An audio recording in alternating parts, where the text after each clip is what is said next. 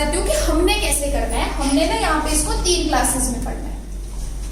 3 classes में किस तरीके से डिवाइड कर दिया है ताकि आपको और अच्छे तरीके से लर्न हो सके चीजें, एक सीक्वेंस में बनाने के लिए डिवाइड कर दिया है। फर्स्ट आपके पास होंगी रीअरेंजमेंट वाली रिएक्शंस, ऐसी नेमिंग रिएक्शंस जिसमें क्या हो रही है, रीअरेंजमेंट।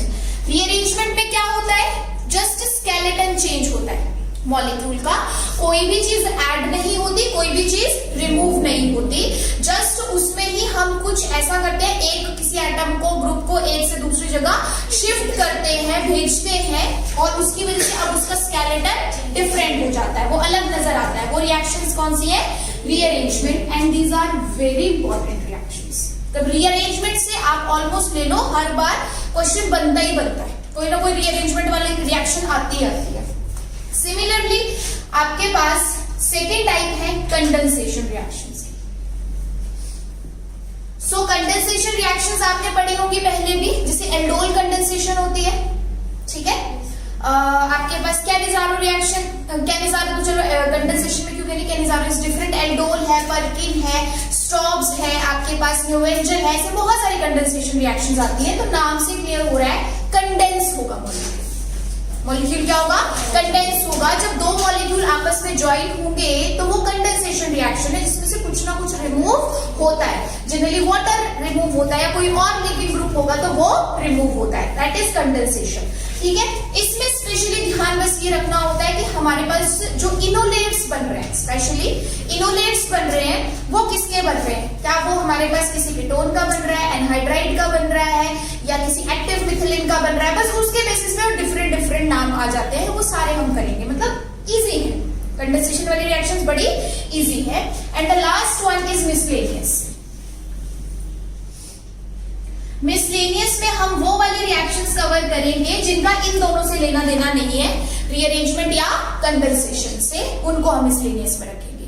तो इस तरीके से आपके पास 3 मेजर कैटेगरीज रहेंगी नेमिंग रिएक्शंस की, जो हम 1 बाय 1 कवर करेंगे। पहले रीअरेंजमेंट, फिर कंडेंसेशन और फिर मिसलेनियस, ठीक है। अब फर्स्ट जैसे मैंने बोला है कि रीअरेंजमेंट से हम स्टार्ट करेंगे, तो हेडिंग दे दो rearrangement based name reactions. Rearrangement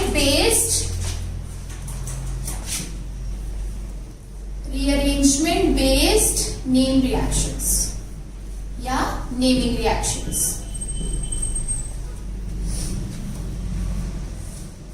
और इसमें हम सबसे पहले करेंगे बहुत ही कॉमन, इंपॉर्टेंट और फेमस रिएक्शन, जिसका नाम है पिनाकोल पिनाकोलोन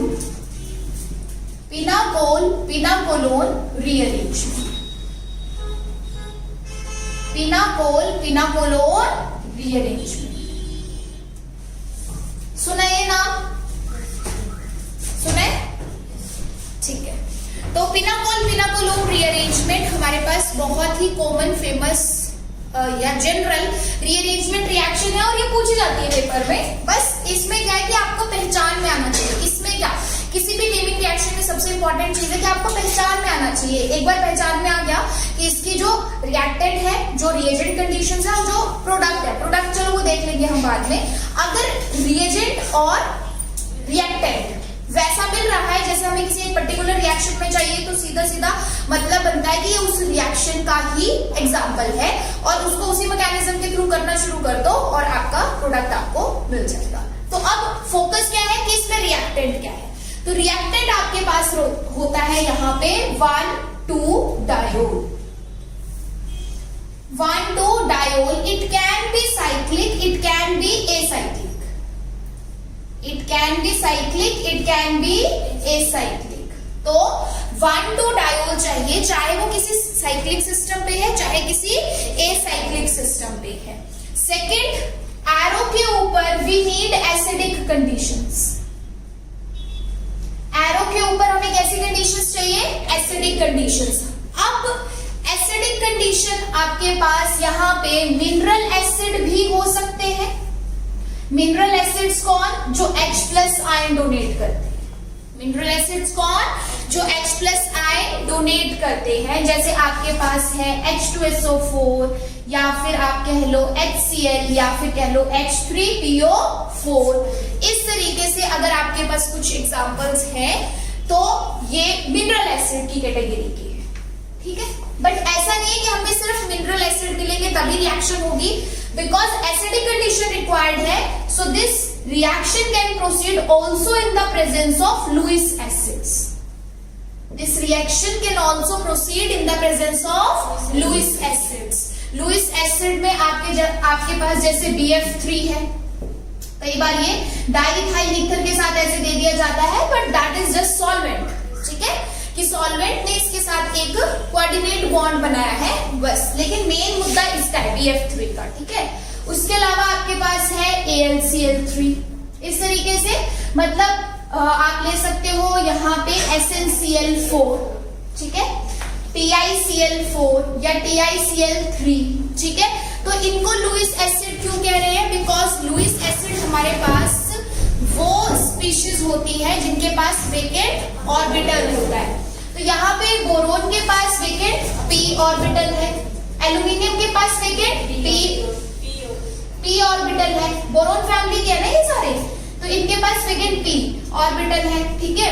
देन आपके पास इसमें ऑक्सीडेशन स्टेट इसकी क्या है? +4, इसकी क्या है? +3। तो जिसकी इतनी हाई ऑक्सीडेशन स्टेट रहेगी उसके पास इलेक्ट्रॉन एक्सेप्ट करने की टेंडेंसी प्रेजेंट है, ठीक है। दैट्स व्हाई यहाँ पे आपको ऐसा बोला गया कि मिनरल एसिड भी चल सकते हैं, लुईस एसिड भी चल सकते हैं, एज वेल ऑर्गेनिक एसिड्स अगर दिए गए हैं तो उसमें भी रिएक्शन प्रोसीड कर सकती है। अब ऑर्गेनिक एसिड आपके पास कैसे? जैसे आपने स्क्वेरिक एसिड पढ़ा था, एक कहां सुना था ये नाम? एरोमेटिसिटी, ठीक है। वैसे ही हिप्यूरिक एसिड होता है एक, या फिर ऑर्गेनिक एसिड में आपके पास पैराटोल्यूइन सल्फोनिक एसिड होता है जिसको TSOH की फॉर्म में लिखा जाता है। पूरा नाम क्या है इसका? Paratoluene sulphonic acid. इस एसिड को ना कुछ बच्चे जब टोसाइल क्लोराइड दिया होता है उसके साथ कंपेयर करते हैं। TSOH दिया होता है, उनको लगता है कि OH की OH की प्रोटेक्शन होगी, OTS बन जाएगा, लेकिन वो तब बनता है जब TS क्लोराइड होता है। जब TSOH दिया it means acidic conditions are given, it is not for the protection of alcohol. तो इन दोनों का डिफरेंस ध्यान में रखना है। TSOH दिया तो एसिडिक कंडीशन, TSCl दिया है, कोई लिविंग ग्रुप दिया है, तब अल्कोहल की प्रोटेक्शन, ठीक है। ये ऑर्गेनिक एसिड के आपके पास एग्जांपल है।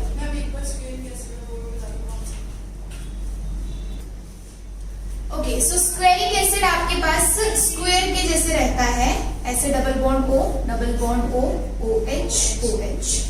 ये कहा जाता है कि जो हमारे पास कन्वेंशनल एसिड है उनसे भी बहुत ज्यादा स्ट्रॉन्ग एसिड होता है स्क्वेरिक एसिड। एक ऐसे ही डेल्टिक एसिड भी रहता है हमारे पास ऑर्गेनिक एसिड की कैटेगरी में, बट वो कैसे दिखता है? डेल्टा के जैसे दिखता है। तो इसके पास जो ये यहाँ पे प्रोटॉन्स हैं, ये इन प्रोटॉन्स को बड़ी आसानी से डोनेट कर सकता है। तो स्क्वेरिक एसिड, डेल्टिक एसिड जो होते हैं इनको कन्वेंशनल एसिड्स के कंपैरिजन में बहुत स्ट्रॉन्ग एसिड कहा जाता है, which comes under organic acid category, ठीक है। तो ये तीनों मैं यहाँ पे क्यों बता रही हूँ? ये तीनों मैं इसीलिए बता रही हूँ कि आपको सिर्फ फोकस करना है कि acidic condition is required. Acidic condition is required, either it comes under mineral acid और लुईस एसिड और ऑर्गेनिक एसिड। कैसा भी दिया है ये रिएक्शन हो जाएगी, बस आपके पास सबस्ट्रेट में क्या होना चाहिए? 1,2-डाई, ठीक है। अब रीअरेंजमेंट कैसे होगी वो तो एग्जांपल और मैकेनिज्म के थ्रू समझ आएगा आपको, बट साथ के साथ ही मैं आपको यहाँ पे सैबिपिनाकोलोन की भी लिखवा रही हूँ कंडीशंस। देन हम दोनों एग्जांपल्स करेंगे ताकि आप डिफरेंशिएट भी कर सको कि पिनाकोलोन कौन है और सैबिपिनाकोलोन कौन है, ठीक है। तो पहले दोनों की हम कंडीशंस लिख लेंगे, उसके बाद एग्जांपल्स करेंगे और बहुत सारे एग्जांपल्स करने हैं हमें ताकि हर केस क्लियर हो जाए, ठीक है। तो सेकंड आप यहाँ पे नेमिंग रिएक्शन के लिए लिख दीजिए सैबिपिनाकोल रीअरेंजमेंट। वैसे तो